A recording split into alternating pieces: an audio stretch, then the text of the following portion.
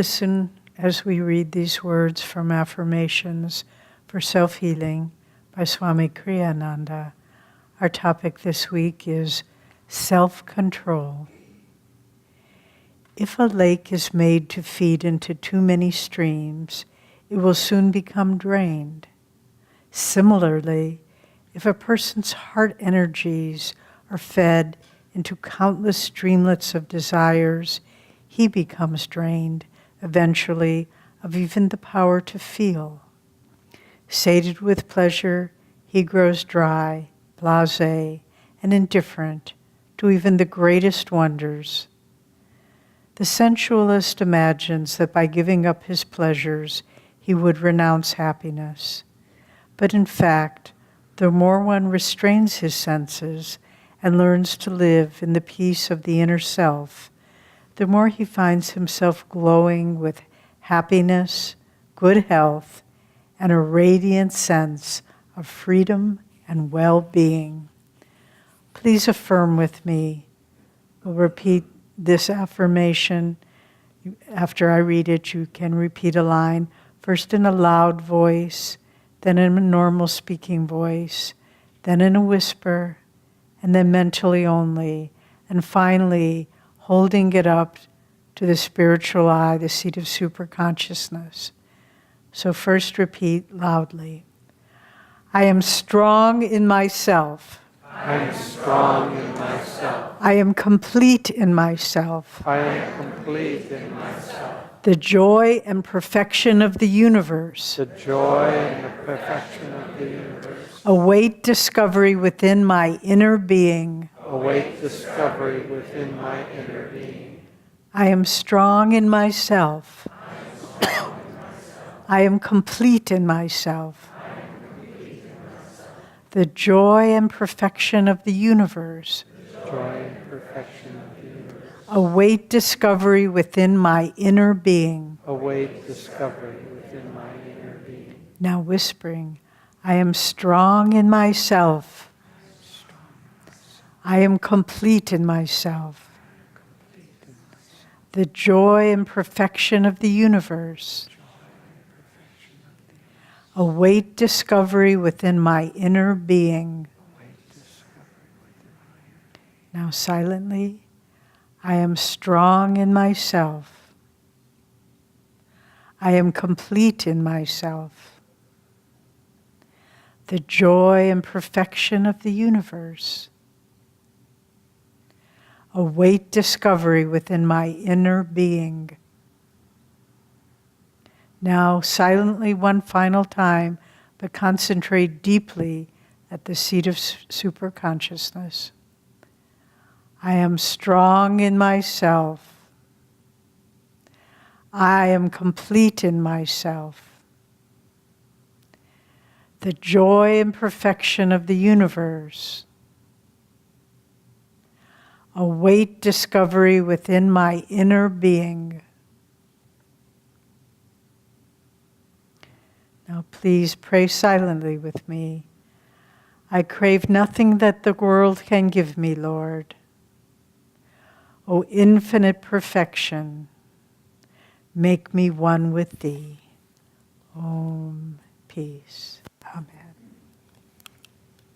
Our weekly readings are taken from Rays of the One Light, commentaries on the Bible and the Bhagavad Gita by Swami Kriyananda. This is week 12. We are children of the light. Truth is one and eternal. Realize oneness with it in your deathless self within. The following commentary is based on the teachings of Paramhansa Yogananda. It is common for people to perceive themselves according to their present realities. A person in ill health says, I am ill. Few say, I am well. It is my body that is suffering. People in a low income bracket say, I am poor. Only the unusual person will say, though outwardly I live in poverty, inwardly I am wealthy. Thus, when it comes to moral and spiritual development, people commonly identify themselves with their weaknesses and their mistakes. They consider it almost a sign of humility to say, I am a sinner, though in effect what this means is that they identify themselves with their sinfulness, not with the soul's power to transcend all limitations in God. The great masters, including Jesus Christ, have always emphasized the divine potential of mankind. To encourage us, they address us as children of light, not of darkness. The Bible, in the Gospel of John, chapter 3, makes the point that our true home is not the mud of this earth, but the light of heaven. No man hath ascended up to heaven, it tells us, but him that came down from heaven. This passage continues, even so, the Son of Man who is in heaven, emphasizing that Jesus, though he lived on earth, is perceived by the eye of wisdom as consciousness, even in human form, his true reality in heavenly spheres. The way to know God is to live in godly consciousness, not to bewail our imperfections and our distance from God. Jesus said, "Blessed are the pure in heart, for they shall see God." And the Bhagavad Gita states, "Seekers of union with the Lord find him dwelling in their own hearts. But those who, lacking in wisdom, seek him with impure motives, cannot perceive him, however much they struggle to do so." If you want to know God, Paramhansa Yogananda said, live in the thought that you have him already. Thus, through Holy Scriptures, God has spoken to mankind. Oh. Good morning, friends. How nice to be here. So I'll read from Whispers from Eternity. You know, Master said that when I am gone, when I leave the body, read Whispers from Eternity because I will speak to you through them. And it's a very, very good practice to have this near you in the meditation room or at your bedside and read one and really try to draw into yourself the deeper meaning behind it. He brought these prayer demands, as he called them, up into the superconscious level and empowered them. And if we accept them and relate to them in that way, they can help awaken that consciousness within us. David well knows that if you take a stringed instrument like a cello and you play a note on that cello, if you have a guitar sitting next to it, the same note will begin to vibrate on the guitar as you've played on the cello without ever touching the guitar. So if you get in tune with these whispers, the same consciousness will begin to vibrate. So sing the song of the whispers. So I'm going to sing one of them this morning, but not literally sing. This is a little off the subject, but there was a comedian named George Burns, and very funny fellow. And I saw an ad one time. He was advertising something like Johnny Walker Scotch or something like that. Anyway, the ad said, "There are two things I love to do. I love to sing, and I love to drink Johnny Walker Scotch. My friends prefer to hear me drink Johnny Walker." So I won't literally sing this. This is, try to close your eyes and try to take this in. O divine sculptor, chisel thou my life. Every sound that I make, let it have the vibration of thy voice. Every thought that I think, let it be saturated with the consciousness of thy presence. Let every feeling that I have glow with thy love. Let every act of my will be impregnated with the divine vitality. Let every thought, every expression, every ambition be ornamented by thee. O divine sculptor, chisel thou my life according to thy design.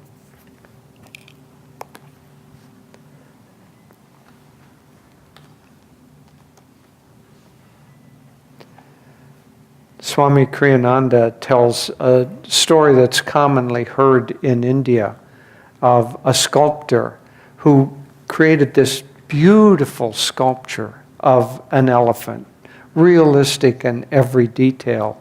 And someone came to him and said, "How could you possibly do that?" And he said, "It's very simple. You just take a block of marble and chip away everything that doesn't look like an elephant." And so if we're children of light, then our job is just gradually to chip away everything that is hiding that light that's already within us. In the yogic scriptures of Patanjali, he says that yoga, or union with God, union with the source of all light, is smriti, memory. So it's not like we have to become the light. We simply have to remember who we already are. And so, as the reading was saying, there are kind of two views of who we are. One is that we came from sin and that we're sinners, and therefore we need somehow to be changed, to be redeemed in order to even sit on the right, even go to heaven. Otherwise, we go to the lower regions, to hell. Well, there are astral regions, but it's vibrational. But the other view, the Vedic view, is not that we have been created by God, as a potter creates a pot, and of course that pot can never be a potter. It's the creation of the potter. The Vedic understanding of creation is different, that we are a dream of God's, and we're part of God's consciousness. And so, in this sense, God doesn't create the universe, He becomes the universe. God doesn't create us, He becomes us. And so, but in order to keep this play alive, He veils that knowledge from us. So, in essence, we are sparks of God. We are the light. It's just that understanding has been purposely veiled from us so we can go through all kinds of drama. Master said the world was made for our entertainment and education. And he said, but how few are either educated or entertained. But God's creation is here. And you can say, "Oh, God, why did you do this to someone? Why did you make him do this or punish him this way?" Well, God is that person. God is everything. So it would be like waking up in the morning and slapping yourself, saying, "Why did you dream that way?" Well, you dreamt that way because it was kind of entertaining to dream that way. All the drama of whatever the dream is that you had last night. And you don't, so there's nothing, it's a one whole. And so this concept of being a sinner blocks us from understanding who we are.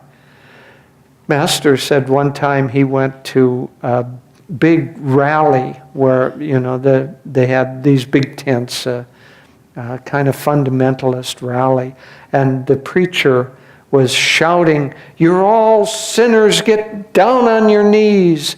And Master said, I looked around and I was the only one left standing. I would not say that I was a sinner. I would not identify myself in that way. There is a very interesting book called I Was a Monk by I think the title is, or the author is called Brother John. Anyway, John something or other. Very, very interesting book. He was contemporary with Master, lived around the same time. But he was in the Catholic Church, and he was very, very brilliant. And he became a Jesuit monk, lived his life as a Jesuit monk, and he was so well, he understood the philosophy and the teachings so well that even though he was an American, they brought him to Italy. He lived at the Vatican, and he was the man who trained in philosophy all of the other Jesuit monks. And so he understood very, very well the understanding of us being separate from God, being created by God, and the sense of being sinners was there, or being lesser. Then at some point he developed tuberculosis, and in those days the cure for tuberculosis was to go to Switzerland and basically wrap up in a blanket, sit high in the mountains in the cold air, and breathe cold air for hours at a time. That helped. They didn't have the drugs yet to cure tuberculosis. So they sent him to Switzerland.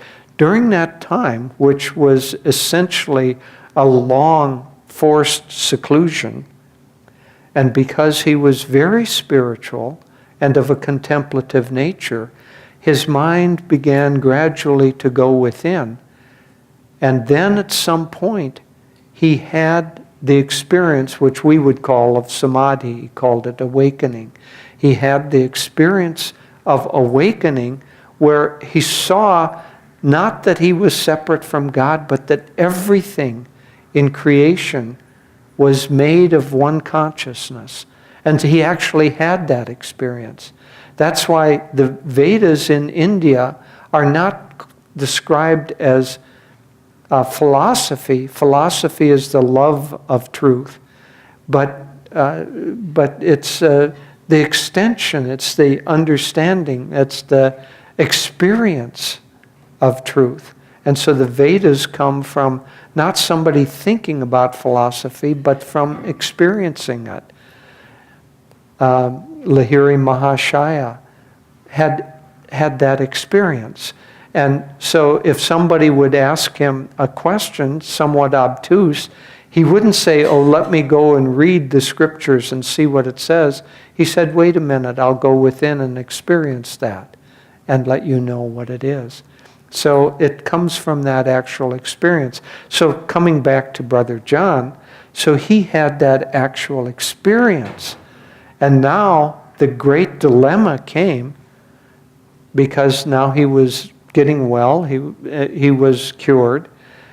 And now the big dilemma came, whether having had that experience of unity, of being the light, whether he could go back and continue his job of teaching people that were separate from God. And he took the path of integrity and gave that up, and he left the Jesuit order, and he became a monk, kind of in between. He had a place in between Los Angeles and 29 Palms. So I would be quite surprised if Master didn't know of him. A lot of movie actors went and basically spent time with him. Wonderful soul. I'd be very surprised. I've never read that Master knew him, but I'd be surprised if he didn't. I envision Master stopping on the way out or the way back from 29 Palms, and the two of them sitting in communion love of God. But here, the theme that we're talking about is that we're made of that light. Everyone is made of that light. Everything in creation, as we were saying yesterday in our class, but everything in creation is made of vibration. And if you take something and you vibrate it fast enough, it releases energy as light. And so we're created out of vibration, but that vibration at its highest vibratory level is the light within. And so part of the practice that we have as yogis, as meditators, is to meditate trying to still the mind sufficiently so that the veils of delusion, Master said, were like a gold nugget or a diamond that's been covered with clay. But that diamond is still a diamond, no matter how thick the clay is covering it. So being children of light, we are still made of light, no matter how many the delusions and illusions that we have that covers that reality. So meditation, one could describe as simply trying to still our consciousness sufficiently that those veils fall away and that we see who we really are. Many people here are Kriyabans, so it's very important after the practice of your techniques, whatever the techniques are, to concentrate deeply. The reason that we concentrate here at the spiritual eye is, one, that it's the seat of superconsciousness, but also it is the seat of both light and joy as it expresses in the physical body. And so after our techniques, we should concentrate very deeply trying to see the light. If we get our minds still enough, then we will perceive the light that is already within us. It's actually the projection of the energy in the deep spine. Imagine a tube coming up the spine, the deep astral spine. The energy of that tube comes up, and it comes to the point of the medulla, and then it's as if that tube is a fiber optic cable, and so that the light that's coming up is then projected into the forepart of the brain or into this area. But it's there that we see the light. It's there, if we can get ourselves sufficiently calm, that we ultimately leave the physical body and merge back with our greater self. And so Master often all masters urge us to try to not only meditate on the light, but to become the light, because ultimately that's who we are. So in the deep practice of meditation, we should try to see the light and then become the light in our meditative, as we meditate. And then if we can do that, even a little bit, doesn't mean that we're going to go into samadhi all the time, but even if we see a little bit, even to understand a little bit that we're made of that light, that we are that light. As it says in the Bhagavad Gita, even a little practice of this inward religion. Here I'll translate that. Even a little glimpse of the light of your own being will free you from dire fears and colossal sufferings. Because what can harm light? Nothing. What can challenge light? Nothing. What can shrink light? It's expansive and it's filled with joy. And so even a little touching of that will free you from anxiety and fear of loss and all the things that plague us normally. So it's very important to try to get in touch with that in meditation and to try to continue throughout the day to touch that. Devi and I write this weekly blog called Touch of Light, just to try to help remember that that's who we are with a different theme. One of them I suggested that we do a practice, especially when your mind gets away from you a little bit. Just put your finger here at the spiritual eye for about 15 seconds and try to see light there. Breathe deeply and see light at the point between the eyebrows.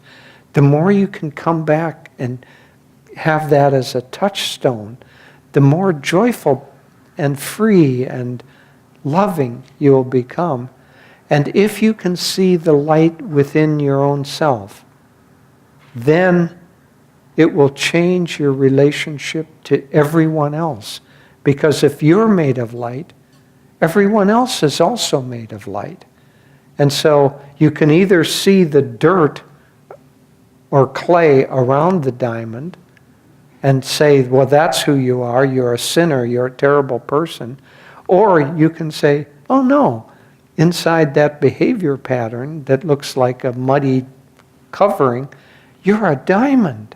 Let me relate to you as a diamond. Let me relate to you as something that reflects beautiful rainbows of light, because that's who you are, and that's who I am. And one of the great things about a spiritual community or a sangha, as we have here, is that we can help relate to each other and remind each other who and what we really are.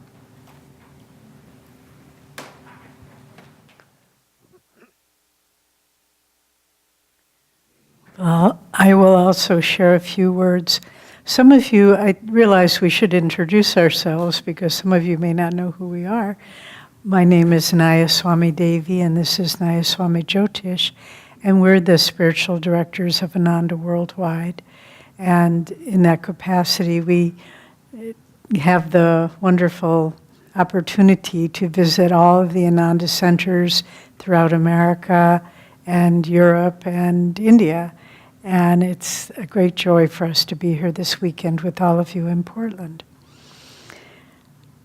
So, to see ourselves as children of light. Master they say, we read in Swami Kriyananda's autobiography, The New Path, sometimes Master would look at some of his disciples and he would say, if you only knew how beautiful you are, I see you all as beings of light. Once I was sitting in a meeting at Ananda Village where we reside most of the time, and it was just a kind of a business meeting with details. And I must admit, I kind of spaced out and let the others keep talking, and I was thinking about other things. But at a certain point, there was a beautiful crystal hanging in the window, and the sun came through at that moment, as I'm sure you've seen this, and then the beautiful rainbows kind of circled all around the room. And I stopped listening to the meeting, and because the crystal, the rainbow, was shining on each person's forehead. And I thought, wow, these really are beings of light. It was so beautiful, and it changed the whole meeting for me, because life, there's a lot of very mundane things that need to happen. But even in the midst of that, if we can try to see past each other's personalities or foibles and just see the beautiful rainbow light of God reflected from that person, it changes the whole way you see life and relate to other people. We've shared this story, but sometimes Swami Kriyananda would walk into a room and he would look at all of us and he would say, "Good morning, all you great souls." And we would look around to see who had just come in, because we certainly didn't think he was talking to us, but he was talking to us. And that's part of the reason that he endeared himself to so many people, was that he saw us as light. He saw us in our potential. And one time there was a man who had made a big mistake at Ananda and had corrected it as well as he could. And at a certain point, after some time, Swami said, "Oh, maybe this fellow could do this." And somebody said, "Oh, but Swamiji, he had a problem with that." And Swami paused and he said, "Oh, I'd entirely forgotten about that. It wasn't that he was stupid. It wasn't that he was trying to deny anything. He just did not choose to see people according to the mistakes they had made. And he was always affirming the highest and the most beautiful in them all." And so in our own journey, there's a beautiful passage in Swami's autobiography, The New Path. It's in the chapter called His Last Days, talking about the last days that our Guruji, Paramahansa Yogananda, was in this world in March of 1952. And there's a passage that just struck me with the beautiful imagery and depth of wisdom that it reflected. And Swami talked about how a star is born, a physical star. And it starts off with just nebulous gases spanning great vistas of space. And there are these little atoms floating around at great distances. They could be as much as 17 miles apart, it says. And then at a certain point, two of the atoms will come into closer contact with each other, and magnetically, because they're magnetic, they have their magnetic field, magnetically be drawn together, and that increases their magnetism. And then another atom will be drawn, and another, until there's a huge mass that could span millions of miles. And at a certain point, this huge mass implodes, and the atomic structure actually changes, and it becomes a star. And that's the birth of a physical star. But the thing that I found so interesting was Swami said, this is the same process of our own spiritual evolution. At first we have one little random spiritual thought. Oh, maybe I'll go to that Ananda Portland church. I heard about that place, and maybe I'll read that book autobiography. But each little random thought comes together and creates an increased magnetic field, just as the atoms of a star, until Swamiji says eventually the gravitational field of our spiritual aspiration becomes so strong that we attract and hold the understanding we need to achieve enlightenment. And so in this process, it may seem like, oh, I've got so far to go. Oh, I just have one little spiritual thought. But we need to understand each step along the way increases our spiritual magnetism, and those thoughts coalesce and they adhere to each other. And, it's like anything we do in life. If you want to run a marathon, or if you want to achieve some outward goal, you don't start running and say, oh gosh, I'm at mile 3, I might as well quit. Of course not.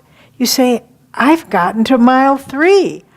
I have a long way to go, but at least I'm moving. If we have some project that we're working on, and we know there are steps along the way, if we're only at the beginning, we don't say, oh gosh, look, I'm only at the very planning stage, might as well give up. How would we ever accomplish anything in life that way? And so with the spiritual path, if we look at where we are right now, and we say, this is hopeless, might as well give up, it's self-defeating. But if we say, this is where we are, but I'm moving forward. We shared a little anecdote yesterday. We had a tea with the residents of the Beaverton community, and a friend of mine recently wrote me a little letter which said, sometimes he's an older gentleman, a very good man, retired, and has been a devotee for many years. Simple person, but very, very deep in his soul. And he wrote me and he said, sometimes my friends belittle me and they say, oh, you've been meditating all those years and what good has it done you? And he said, one evening I kind of came home and it really got to me and I just started crying. And then he said in his purity of heart, God gave me the answer. And now I say to my friends, maybe I'm not what I could be. God knows I'm not what I should be, but thank God I'm not what I used to be. And that's a wonderful, encouraging thought. Just keep moving forward. And we attract, not only our thoughts coalesce, but we And I'll say this to you honestly. Those of you who have moved into discipleship with Master, that's not by our own grace. It's the accrued good karma and spiritual aspirations of many lifetimes that have brought you to this step in life. So don't think about, oh, but I did this and I did that. None of that's important. It really isn't important. The only thing that's important is that here you are right now, seeking God through the grace of our great gurus. And if we can just keep identifying, not with where we've come from, but with where we're going, that's the secret, really. If we just say, I am that light, and I am moving towards that light, and Satan, get thee behind me. Those thoughts or the friends that come up and say, oh, who do you think you are? You think you're so spiritual? Just say, I don't think. Just know I love God. End of story. And then we, more and more, because eventually it's the biggest shift in the world, but at the same time it's a simple change from simply identifying, I am this body and personality, to I am a child of the light, I am made of light. And what changes when that happens? Nothing. Nothing changes except our perception of reality, the reality of our own being, and the reality of the world around us. So Master came, as he told us, I came to usher you out of the world of suffering and delusion and to bring you into the realm of light. That's why he came. And hold him to his promise. You came to bring me into the light, Master. You came to bring me to God. And I'm not letting you get off of that promise. Just like, in the chapter in Autobiography when Master first meets Sri Yukteswar, and they're talking, and then Master says, I sense that my great guru was in intimate knowledge with God, and I said to him, introduce me to God. And then an hour-long verbal discussion ensued. And finally Sri Yukteswar said, you are of a very exacting disposition. Let your wish be my wish. And he touched him and he went into samadhi. So hold that thought. Master is one with God. Be exacting and say, hold your promise, Master. You said you were going to free me and I'm not going anywhere. I'm staying here. Even if I'm at mile 3 at the marathon, I'm still moving forward. And so we have so much hope. I mean, really, there's no reason ever to despair, ever. Because the promise of the Masters is to bring us to God. And their promises are not given lightly. Their promises resound with the truth and the power of God Himself. So let us all move forward until we awaken into our true nature, which is children of God.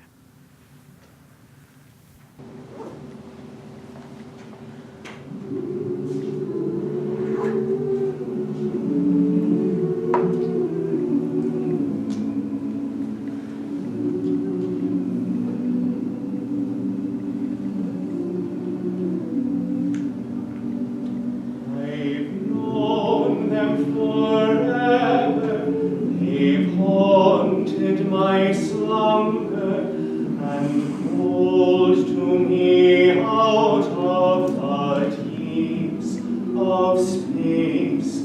The love that they promised has helped me remember another time a caring embrace.